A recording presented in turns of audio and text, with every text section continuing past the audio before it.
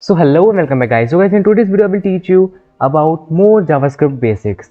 Well, the detailed videos will come soon, but right now the basics one. So let's start by inheritance. For example, if you have a class like a class and you want its properties and functions to be copied in a different class, well, what you might do is you will just copy this code and paste it inside another body, another class body, but that is stupid. And why write code again and again? For that, you can use the extends keyword. You just have to define a class, add the extend keyword, and type the class name which you wanna extend or copy.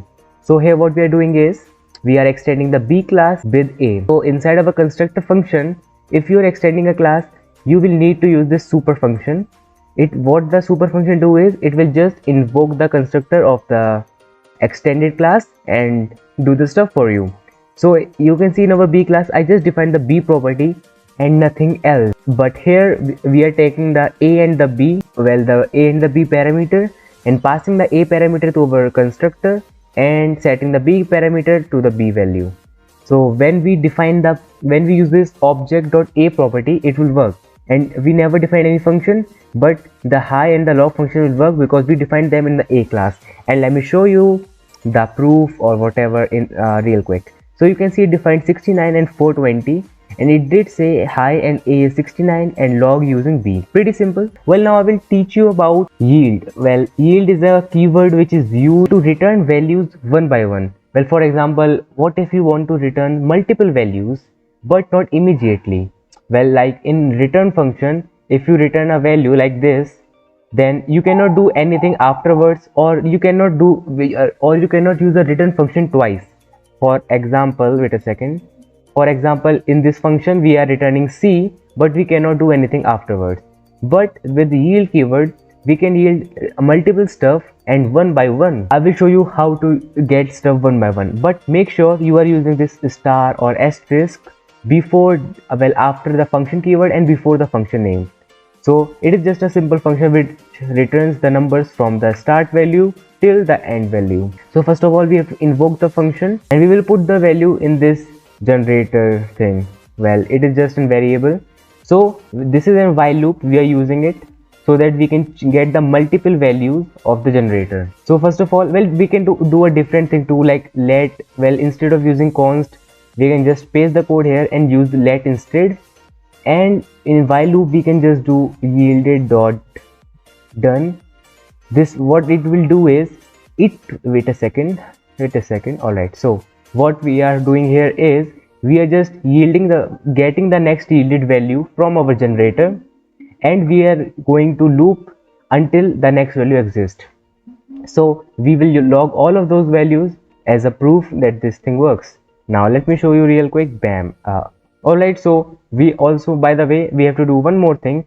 After logging the value, we indeed have to change the value, like doing this.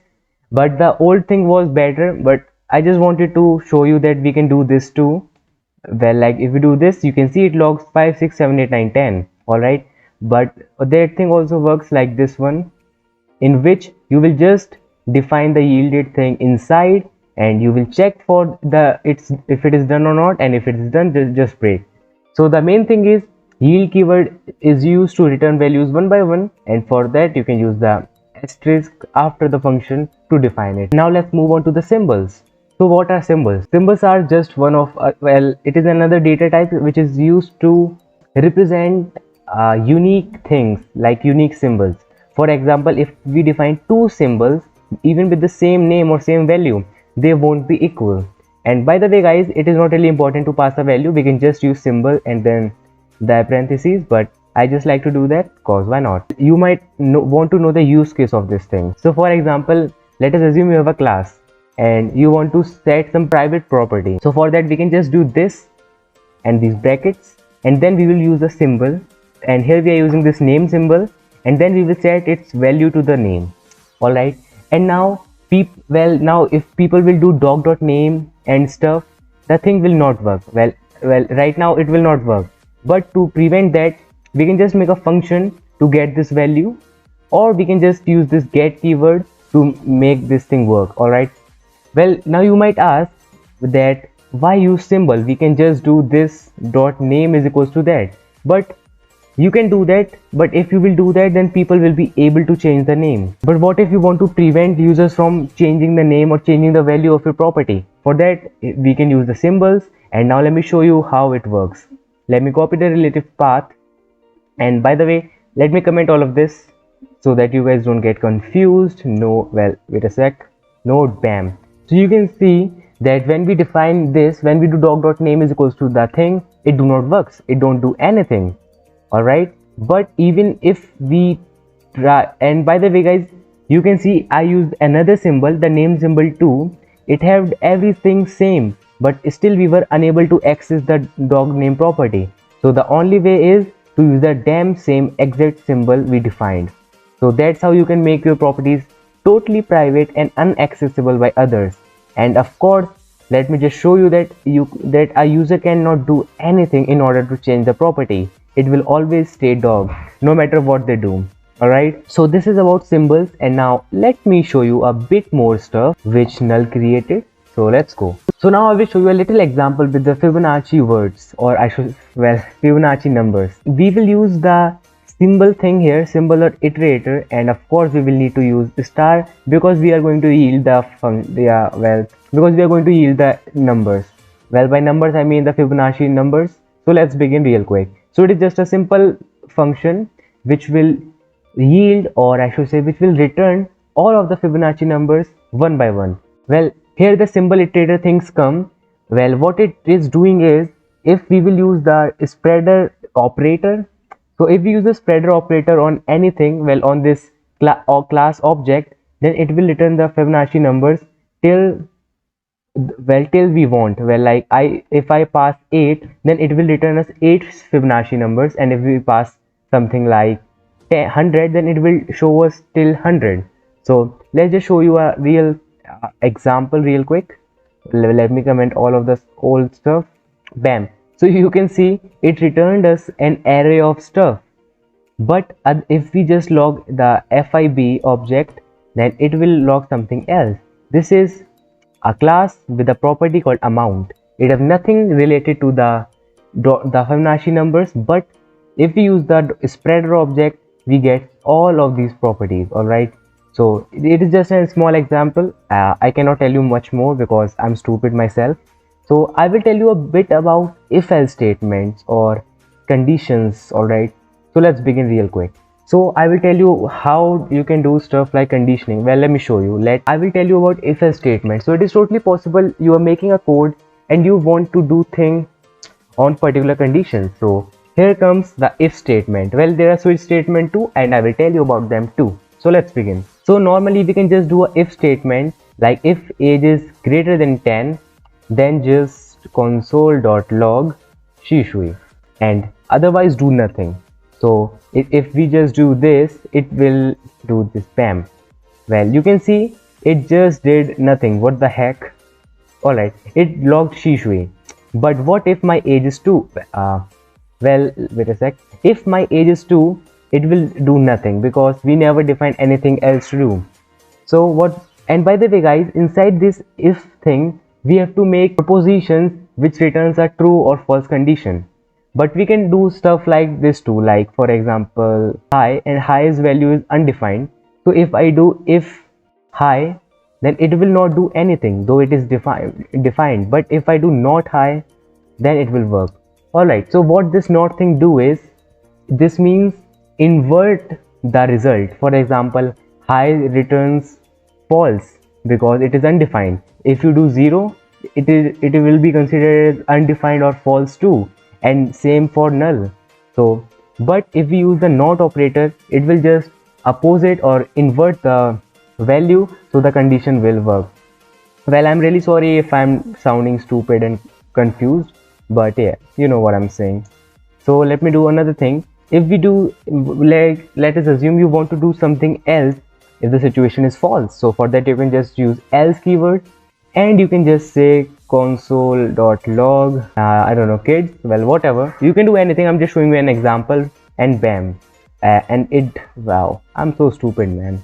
But anyways, if we do this, bam, it logs kids. And by the way guys, you can do this thing in a different way too. For example, if you just return here, what this will do the same thing. It logged kids, and if my age is more than 18, it will just log Shishui. So it is just a way, if the condition is true, just return. Alright, so now let me show you more stuff. For example, what if you want to check for multiple conditions? So for that you can just do simply this, just type else if and a small condition right here. Wait a second, a small condition right here, it will be if age is equals to 13, and just log, I don't know, you can log your age. How to type age, man? Age is 13. Well, my spelling are so good, so please ignore that. So if we do this now, node bam, you can see it says your age.